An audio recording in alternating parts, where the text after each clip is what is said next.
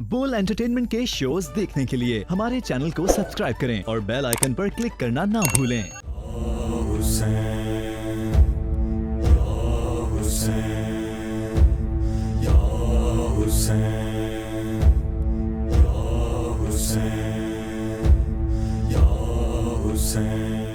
बिस्मिल्लाहिर्रहमानिर्रहीम। तमाम तारीफ़ें अल्लाह के लिए, दुरूद और सलाम मोहम्मद और आले मोहम्मद के लिए।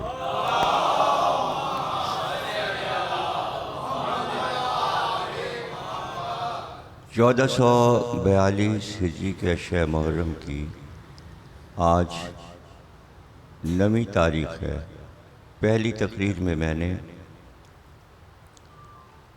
मशहूर व मारूफ कलाम पाक की आयत को सरनामा कलाम बनाया था। कुल ला असलकुम अलैहि अजरन इल्लल मवद्दता फिल कुर्बा।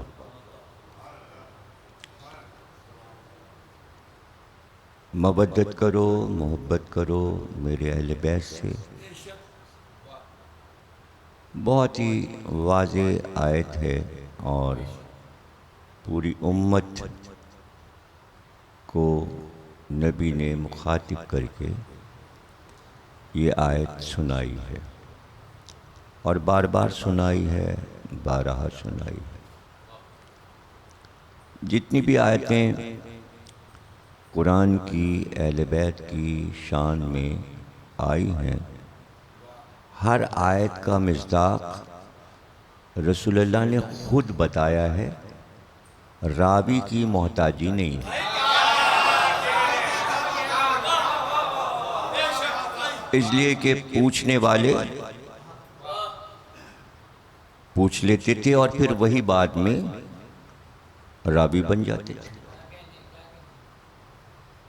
कभी आयत आई हज़रत अबू ज़र ने पूछ लिया, कभी आयत आई अम्मार यासिर ने पूछ लिया, कभी आयत आई जनाब सलमान फ़ारसी ने पूछ लिया, कभी जनाब मिक़दाद ने पूछ लिया, कभी हज़रत अब्दुल्लाह इब्न मसूद ने पूछ लिया, कभी हज़रत जाबिर बिन अब्दुल्लाह अंसारी ने पूछ लिया। सबके हवाले मौजूद हैं किताबों में, तमाम किताबों कि आयत आई कौन मिस्दाक है, सरकार ने बता दिया कि ये आयत किसकी शान में आई। तो ये आयत इतनी मशहूर व मारूफ है कि सरकार ने बता दिया ये मेरे अहले बैत है।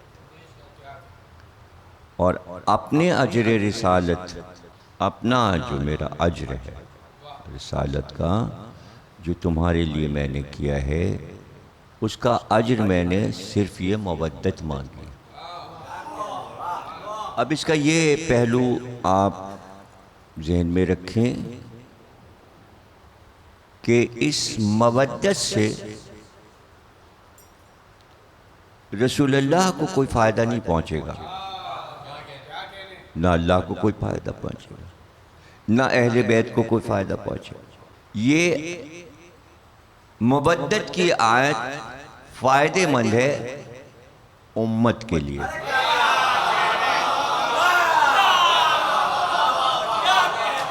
अच्छा, मवद्दत जो होगी उससे भी आले मोहम्मद को कोई आप फ़ायदा नहीं पहुंचा रहे, इसलिए कि उनसे मोहब्बत अल्लाह करता है।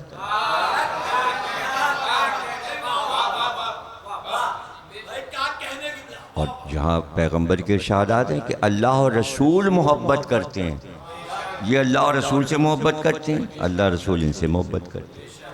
तो जहाँ अल्लाह मोहब्बत कर रहा हो, वहाँ बंदों की मोहब्बत इसलिए नहीं है कि कोई बहुत अहले बैत को मजबूत बना देगी उम्मत। हाँ, उम्मत मजबूत हो जाएगी अगर मवद्दत करेगी। और पिछली कौमों के मुकाबले में, इसलिए कि यह मकाम फ़क्र है जहाँ हज़रत मूसा ने अपनी औलाद के लिए मवद्दत तलब नहीं की, जहाँ हज़रत ईसा के लिए तो कोई सवाल ही नहीं पैदा होता, इसलिए कि उनके तो कोई औलाद थी ही नहीं, तो वो किसके लिए मवद्दत मांगते।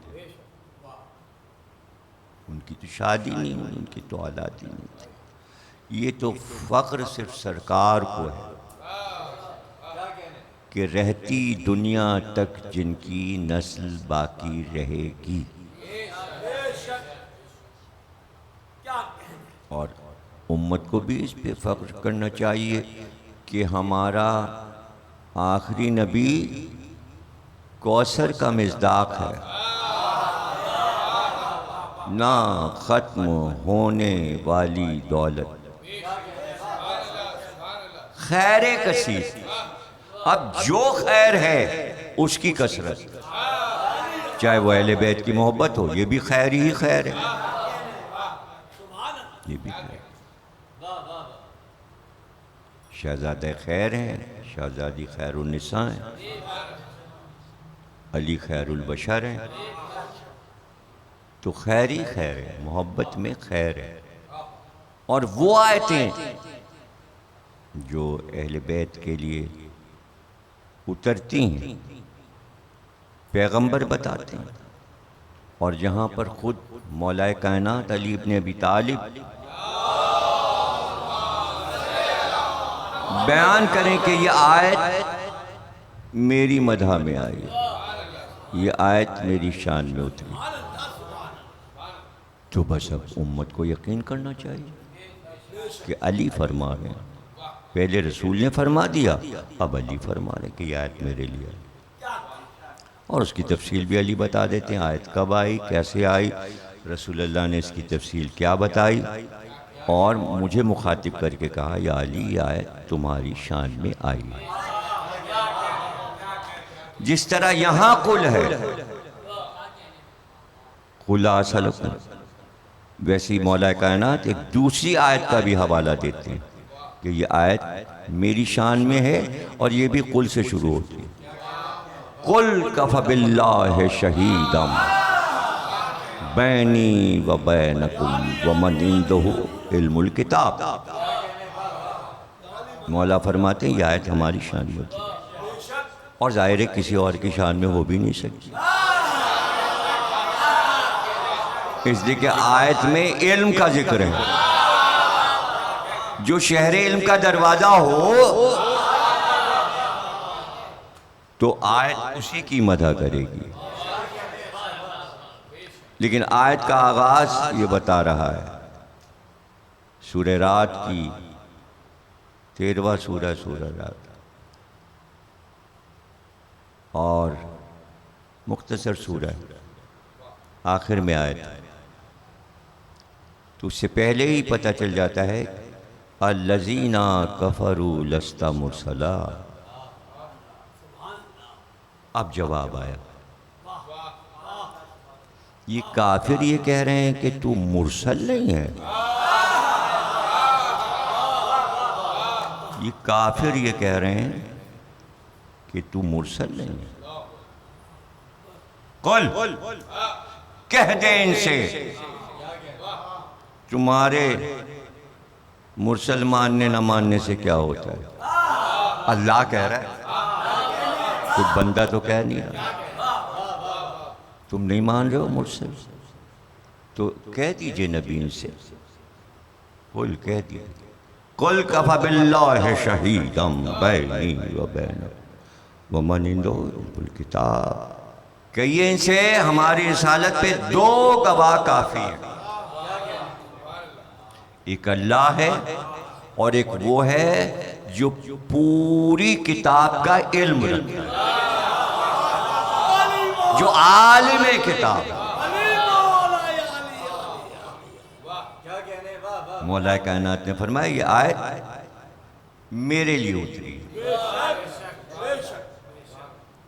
اب آیت پہ غور کر لیجیے، قل سے آیت شروع ہو رہی ہے، کافر انکار کر رہے ہیں کہ ہم محمد کو مرسل نہیں مانتے، اور آیت کہہ رہی ہے کہ آپ کی رسالت پہ دو گواہ کافی ہیں، کافروں کی گواہی کی ضرورت نہیں، دو گواہ کافی ہیں، ایک اللہ خود ہے اور ایک وہ ہے جو کتاب کا عالم ہے۔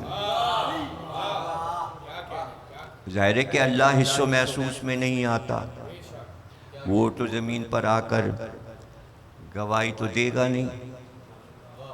تو یہ قرآن تو گواہی ہے نا اللہ کی طرف سے. قرآن گواہی ہے اللہ کی طرف سے. یہی اللہ کی گواہی ہے، کتاب الہی آیت. لیکن دوسرا گواہ نظر آنا چاہیے. ابھی کوئی تاریخ کا فیصلہ تو ہے نہیں. اس کو اپنے حبیب کی رسالت پر گواہ چاہیے تھا. ایک تو وہ خود گواہ تھا، اس نے کائنات پہ نظر ڈالی کہ کوئی ہے ایسا گواہ جو میرے ساتھ گواہی دے سکے.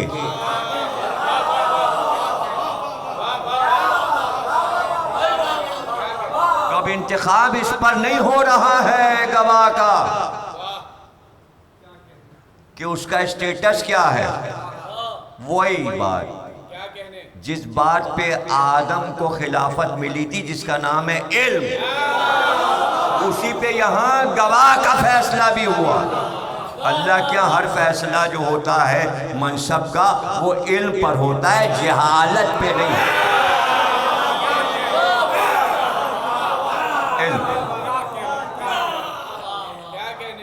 وہ کتاب کا عالم ہے. اسی قرآن سے پوچھ لیں کہ اگر مولا کائنات یہ فرما رہے ہیں کہ یہ آیت میری شان میں ہے، تو قرآن سے پوچھ لیجئے کہ کیا گواہ جو ہے وہ عالم ہوتا ہے، اور کیا وہ عالم علی ہیں. تو پھر چلیے دربار سلیمان میں،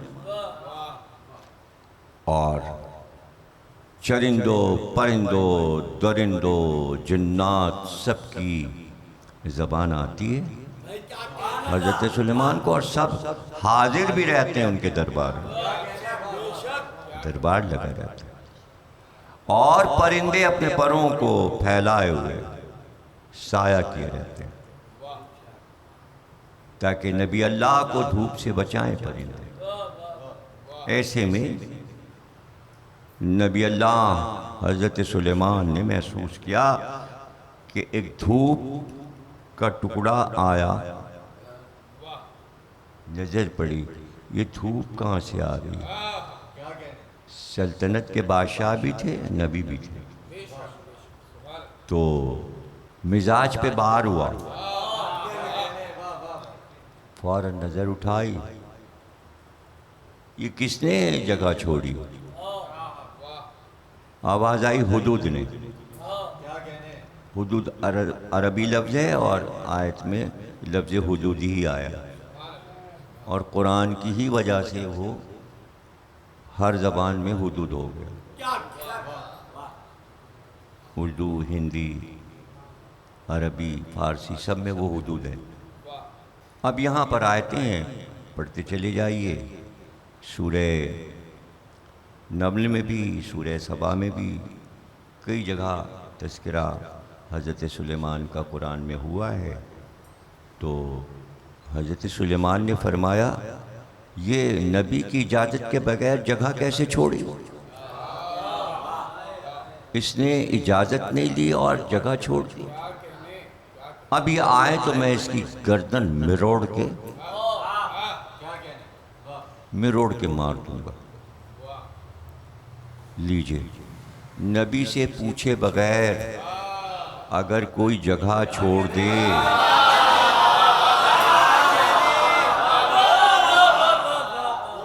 ہیں، قرآن ہے، قرآن کی آیت ہے. اتنی دیر میں حدود آ بھی گیا اور سامنے آ کے بیٹھ گیا حضرت سلیمان کے. آپ نے پوچھا کہاں گیا تھا؟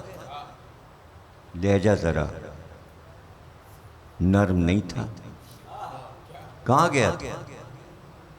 اچھا اسے بھی آتا تھا، ظاہر ہے کہ نبی کی صحبت میں رہ کے آداب تو آ ہی گئے تھے، اس کو دربار کے آداب آ گئے تھے. اس نے کہا میرے دل میں ایک خیال پیدا ہوا کہ میں اپنے بادشاہ کی سلطنت کے حدود تک اڑوں اور دیکھوں سلطنت کہاں تک ہے. اب ذرا نرم ہو گئے حضرت سلیمان. کہا اچھا تو پھر میری حکومت کہاں تک ہے دیکھ آیا؟ کہاں میں اڑتے اڑتے اڑتے، بہت بڑی سلطنت ہے آپ کی، میں بہت دور تک اڑتا ہوا گیا، بہت بڑا ملک ہے آپ کا، لیکن پھر میں آپ کی سرحد سے باہر نکل گیا. کیا مطلب؟ یعنی میری سرحد کہیں پہ ختم بھی ہوتی ہے؟ کہاں ایک دوسرے ملک میں نکل گیا میں، وہ ملک سبا ہے، اور وہاں ایک عورت حکمراں ہے، میں نے دیکھا، اور ساری قوم اس کی اطاعت کرتی ہے عورت کی. اور نبی اللہ وہ اس کا نام بلقیس ہے، اور اسے تو آپ کے حرم میں ہونا چاہیے، وہ اپنے ملک کی ملکہ ہے. وہ اسی وقت حضرت سلیمان نے کہا کون ہے جو بلقیس کا تخت لائے؟ اب یہ تفسیر میں بڑی تفصیل ہے کہ پہلے نبی اللہ نے پیغام بھجوایا اور اپنا سفیر بھیجا اور گفتگو ہوئی، اور اس میں خط لکھا حضرت سلیمان نے بسم اللہ الرحمن الرحیم کہہ کر، اور پھر لکھا کہ فوراً کلمہ پڑھ کر مسلمان ہو جا اور میں اللہ کا نبی ہوں. یہ ساری تفصیلات کچھ قرآن میں، کچھ تفسیر میں، کچھ تاریخ میں موجود ہے. حضرت سلیمان کا بہت بڑا قصہ ہے. وہ خط اس کو ملا، اس نے اپنے درباریوں سے وزراء سے پوچھا، اور اس نے کہا یہ نبی ہم کو سچا لگتا ہے، اور اس کا خط دیکھ کر یقین ہو رہا ہے کہ یہ سچا نبی ہے، اس کا دعویٰ سچا ہے، اور ہم لوگوں کو چلنا چاہیے. اور پھر ملکہ نے طے کر لیا کہ ہم چلیں. تو حدود نے اس میں ایک بات یہ بھی بتائی تھی کہ اس کے پاس بھی ایک تخت ہے جیسا تخت آپ کے پاس ہے. یعنی حدود نے نبی اللہ کو حیران پر حیران کیا کہ اس کے پاس بھی ایک تخت ہے، اس میں زر و جواہر جڑے ہوئے ہیں، بڑا قیمتی تخت ہے اس کے پاس. تو جناب بلقیس جو تھیں وہ اپنے تخت پر بیٹھ کر وہاں سے چلیں. تو حضرت سلیمان کو اطلاع مل گئی کہ بلقیس اپنے وطن سے، اپنے دارالحکومت سے چل چکی ہے. تو حضرت سلیمان نے بھرے دربار میں آواز دی کون ہے جو بلقیس کا تخت جلدی لائے؟ کون ہے؟ تو یہاں پہ قرآن نے کہا وَمَنْ عِنْدَهُ عِلْمٌ مِّنَ الْكِتَابِ،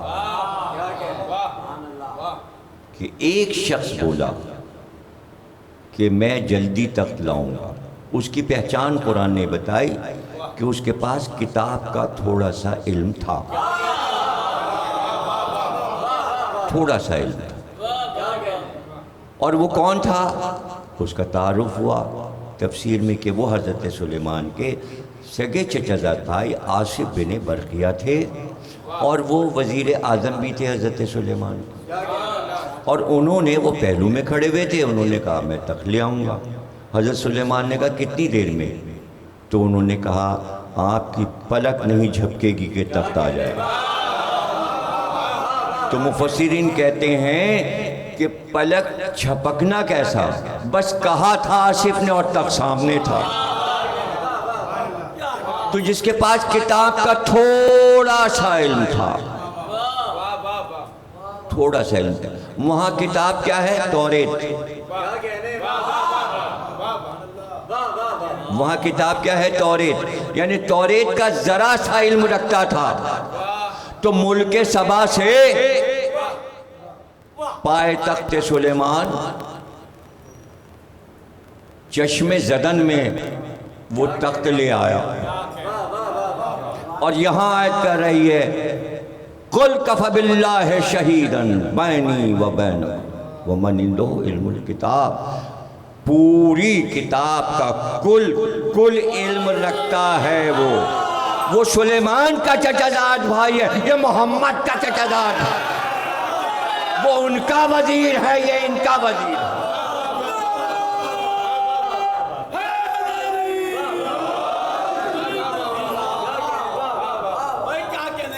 یہاں بھی علی کی جو فضیلت بیان ہوئی، علم علم، تو علی کا علم اس پہ کوئی اختلاف نہیں ہے۔ بس یہ حدیث آیت پر کافی ہے کہ میں شہر علم ہوں، علی اس کا دروازہ،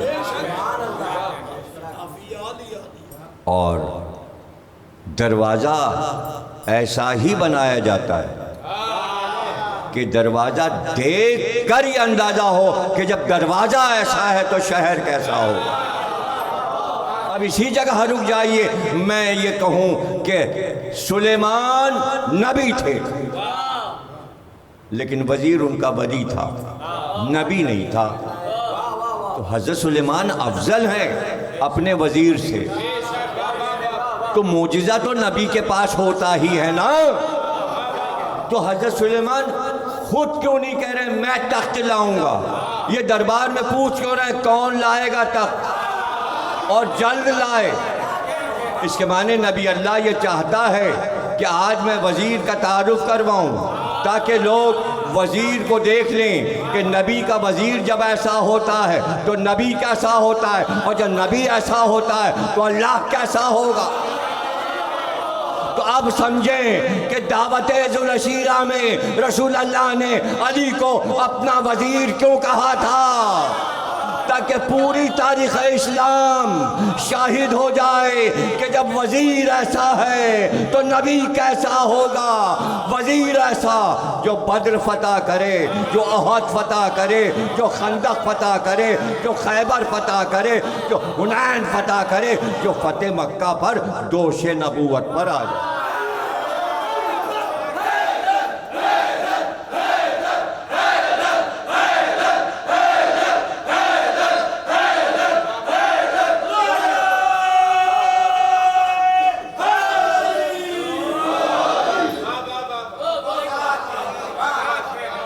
اب جو لوگ کہتے ہیں کہ کسی بھی شخصیت کے علاوہ نبی کے زیادہ فضیلتیں نہ پڑھیے، اور بعض لوگ تو یہ بھی کہہ دیتے ہیں غلو نہیں ہونا چاہیے۔ غلو ہو ہی نہیں سکتا، اللہ والوں کی فضیلتوں میں غلو کیسے ہوگا؟ غلو تو مادی انسانوں کی تعریف میں ہوتا ہے، جہاں قرآن گواہ ہو، پیغمبر کی حدیث گواہ ہو، کوئی عام آدمی تو گواہی نہیں دے رہا ان کی فضیلت کی۔ نہ اللہ کے کلام میں غلو ہے، نہ نبی کے کلام میں غلو ہے۔ حدیثیں جوڑتے چلے جائیے کہ پیغمبر نے کتنی حدیثیں کہیں، یہ میرا ذمہ کہ اگر کوئی گنتی پوری کر دے۔ پھر بھی کسی نہ کسی سے کوئی نہ کوئی حدیث رہی جائے گی۔ کچھ حدیثیں امام بخاری نے لکھی، پھر کچھ امام مسلم نے لکھی، امام احمد بن حنبل نے مسند میں لکھی، اور جو سب سے رہ گئی تھی نا، ترمذی سے بھی اور نسائی سے بھی اور مسند سے بھی اور کیا کہتے ہیں مسلم سے بھی اور بخاری سے بھی، تو ایک کتاب لکھی حاکم نیشاپوری نے، مستدرک حاکم، اور کہا یہ حدیثیں رہ گئی تھیں علی کی شان، بلکہ ایک جلد پوری مقرر کر دی مولا علی کے لیے۔ اور دلیل کیا بنائی؟ دلیل بھی سن لیجیے۔ حاکم نیشاپوری نے دلیل یہ بنائی کہ بخاری میں جو حدیثیں مولا علی کی شان میں ہیں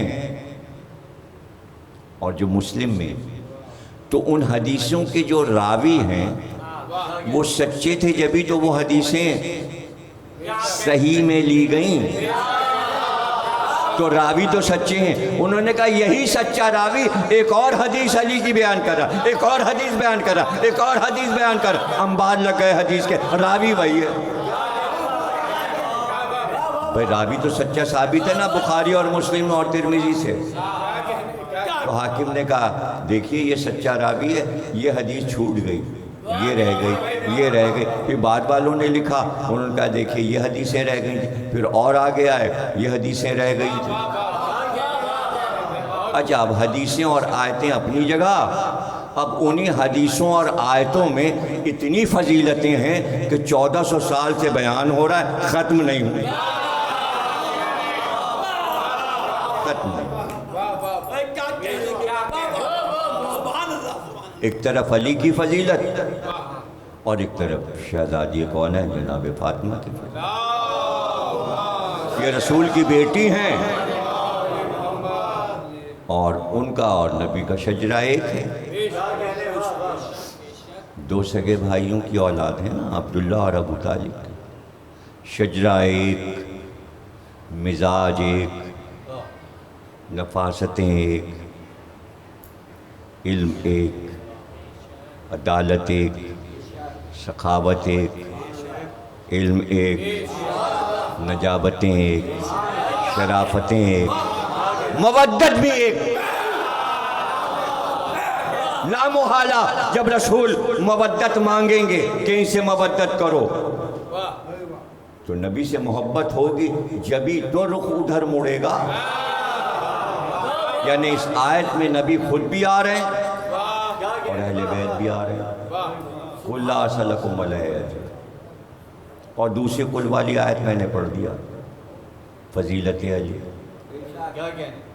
اور ادھر سرکار حدیثوں پہ حدیثیں شہزادی کونین کے لیے بیان کر، جس نے فاطمہ کو اذیت دی یہ حدیث قیامت تک رہے گی۔ دیکھیے اس حدیث میں پوری امت کو عمل کرنا ہے، زبان سے، خیال سے، سوچ سے، فکر سے، قلم سے، ایسا نہ ہو کہ بنت رسول کو کوئی اذیت پہنچے۔ اس لیے کہ اگر فاطمہ کو اذیت ہوئی تو پھر نبی کو اذیت دی گئی۔ اس لیے اس حدیث کو بچوں کو رٹوا دیجئے کہ اگر فاطمہ کو ذرا سی اذیت ہو تو پھر وہ نبی کی اذیت، پھر وہ اللہ کی اذیت۔ 200-250 محدثین نے اس حدیث کو نقل کیا ہے، جو میرے پاس موجود ہیں حوالے، اور بھی اس سے بھی زیادہ بھی حوالے، لیکن لکھے ہوئے حوالے، چھپے ہوئے حوالے موجود ہیں، جس نے میری بیٹی فاطمہ کو اذیت دی۔ گویا امت سے یہ بھی تقاضا تھا، مودت بھی کرو اور اذیت نہ دینا۔ اب یہ تو آپ سے بہتر کون جانے گا کہ اگر بیٹے کو اذیت ہوگی تو ماں کو اذیت پہنچے گی۔ تو اب حسین پہ جو ظلم 61 ہجری میں ہوا ہے، مرکز جناب فاطمہ، مرکز جناب فاطمہ، تو جب ماں کی قبر سے رخصت ہوئے، رات بھر نانا کی قبر پہ رہے، روضہ رسول میں رہے امام حسین 28 کی رات، اور رات میں خواب میں بھی دیکھا رسول اللہ، حسین کربلا کی زمین تمہارا انتظار کر۔ اور پھر جب ماں سے رخصت ہوئے تو ایسے لپٹ کے روئے جیسے بچہ اپنے ماں کے دامن سے لپٹ جائے۔ اللہ، کیسا کیسا مدینہ یاد آیا ہوگا، جیسے جیسے مدینے سے دور گزرتے چلے گئے ہوں گے اور مکے کی طرف بڑھ رہے ہوں گے۔ یہ مدینہ جہاں بچپن گزارا، جہاں میرے نانا کی قبر ہے، جہاں ماں کی قبر ہے، وہ مدینہ چھوٹ رہا تھا، اور وہ کربلا کی سرزمین، اور پھر وہ لو، وہ تپش، وہ گرمی، اور اس میں پانی کا بند ہو جانا۔ 7 تاریخ سے لشکر حسین کو پانی نہیں ملا، خیام حسینی میں پانی نہیں، اور پھر عاشور کے دن وہ پیاسے ایک ایک کر کے حسین سے رخصت بھی ہونے لگے۔ چاہنے والا بھائی فرات کے کنارے سو گیا، جوان بیٹا جو قلب کی طاقت تھا سینے پہ برچھی کھا کے سو گیا۔ بھتیجے کا لاشا پامال ہو چکا، بھانجوں کے لاشیں مقتل میں پڑے، اور اب خیمے سے رونے کی صدا بلند ہوتی۔ در خیمہ پر آئے، کہا زینب میں زندہ ہوں۔ کہا آپ کا استغاثہ بلند ہوا؟ علی اصغر نے اپنے آپ کو جھولے سے گیا۔ میں ان کا ارادہ سمجھ گیا، لاؤ زینب بچے کو میری گود میں دے۔ علی اصغر کو لے کے چلے تو ماں نے بس اتنا کیا کہ ایک اجلی سفید ردا علی اصغر پہ ڈال دی۔ دھوپ بہت تیز ہے، ایسا نہ ہو کہ میرا پھول کملا جائے۔ لے کر آئے علی اصغر کو، اشقیہ کو مخاطب کیا، تمہارے زام ناقص میں اگر میں خطا کار ہوں تو ٹھیک ہے، پانی نہ دو، لیکن یہ بچہ معصوم ہے، پانی کے بغیر یہ پیاس سے بلک رہا ہے، تھوڑا سا پانی پلا دو۔ اور اگر تم یہ سمجھتے ہو میں بچے کے بہانے خود پی لوں گا، لو میں جلتی ریت پر ان کو لٹوں، تم خود آؤ، آ کے انہیں پانی پلا جاؤ۔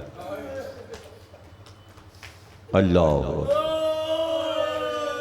بچے کو دوڑ کے گود میں اٹھا لیا، اس لیے کہ ہرملہ کا تیر چل چکا تھا، اور تیر کوئی ہلکا تیر نہیں تھا، 3 بھال کا تیر تھا، جس نے علی اصغر کے گلے کو بھی چھیدا، حسین کا بازو بھی چھید دیا۔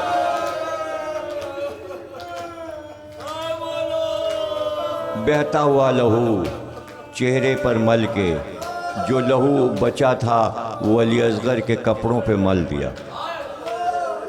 لاشا ہاتھ پہ اٹھائے ہوئے در خیمہ تک آئے، 7 بار آگے بڑھے، 7 بار پیچھے ہٹے، اور پھر ہمت کر کے کہا رباب اپنے بچے کو لے جا۔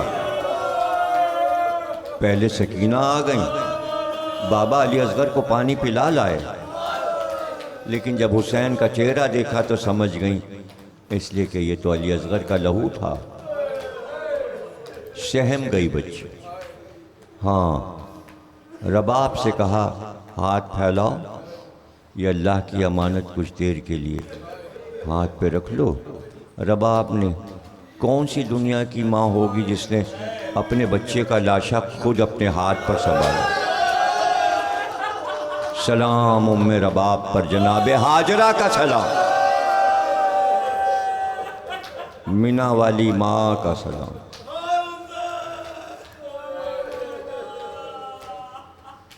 قبر بنائی، کہا رباب بچے کو میری گود میں دے۔ قبر میں علی اصغر کو دفن کیا، ماں دیکھتی رہی۔ امام وقت تھے، حسین کے آنسو ٹپک رہے تھے، لیکن ماں خاموش تھی، ماں خاموش۔ ہاں، جب حسین رخصت آخر کے لیے چلے تو اس وقت رباب آگے آئیں اور آ کر کہا میرے وارث مجھے کس پر چھوڑ رہے ہیں؟ رباب کیا کرے؟ بس اتنے ہی کہا، رباب جہاں جہاں زینب جائیں بس اس طرف چلی جانا، جہاں زینب جائیں رباب ادھر چلی جائیں۔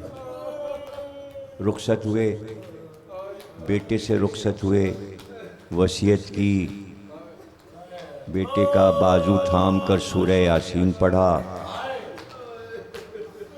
بیٹے نے بلکہ پوچھا بھی بابا آپ کیوں جا رہے ہیں؟ بھیا علی اکبر کہاں ہے؟ ہائے ہائے، چچا عباس کہاں؟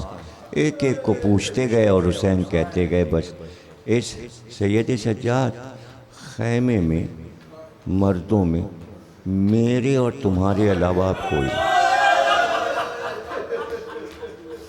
کیسے بیویوں نے رخصت کیا، کیا کوہرام تھا، کیسے حسین کا راہوار در خیمہ پر آیا، کوئی سوار کرنے والا نہ تھا، ہاں سیاہ چادر اوڑھے ہوئے زینب خیمے سے برآمد، رکاب تھام کر بھائی کو سوار کیا۔ حسین چلے گئے، خیموں میں سناٹا تھا۔ ہاں جب حسین حملہ کرتے تو تکبیر کی آواز بلند کرتے تو بہنوں کا دل بڑھ جاتا، دل بڑھ جاتا، یعنی یہ سکون تھا بھائی زندہ ہے۔ ایک بار تکبیر کی آواز ختم، بس تکبیر کی آواز کا رکنا تھا۔ زینب سمجھ گئی اور ایک بار سید سجاد کے پاس آئیں اور کہا بیٹا عصر کا ہنگامہ آ گیا، بیٹا ہوش میں آؤ سید سجاد، اب تمہارے بابا کی تکبیر کی آواز کی صدا نہیں۔ کچھ دیر کے بعد کربلا کی زمین ہلنے لگی، سیاہ آندھی اٹھنے لگی، بس زمین کا کانپنا تھا کہ ایک بار زینب نے کہا سید سجاد زمین ہل رہی ہے بیٹا۔ کہا پھوپھی اماں ذرا میرا عصا تو دیجئے، میں نے تقریر ختم کی، آخری جملہ ذرا میرا عصا دیجئے۔ عصا کا سہارا لے کر ایک بار اٹھے اور اٹھ کر کہا پھوپھی اماں فضہ سے کہیے خیمے کا پردہ ہٹا دے، پھوپھی اماں فضہ سے کہیے خیمے کا پردہ جیسے ہی ہٹا، ایک بار آواز دی سید سجاد السلام علیکہ یا ابا عبداللہ۔ پھوپھی اماں بابا کا سر نیزے پہ بلند ہو گیا، ارے ابھی تو سر بلند ہوا تھا، ایک بار خیموں کی طرف اشقیاء گھوڑے دوڑا تھا۔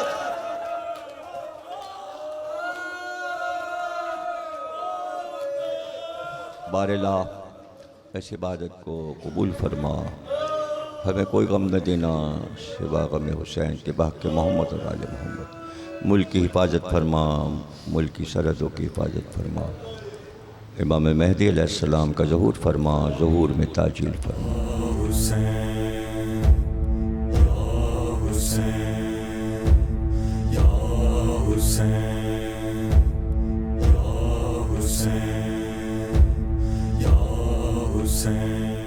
بول انٹرٹینمنٹ کے شوز دیکھنے کے لیے ہمارے چینل کو سبسکرائب کریں اور بیل آئیکن پر کلک کرنا نہ بھولیں۔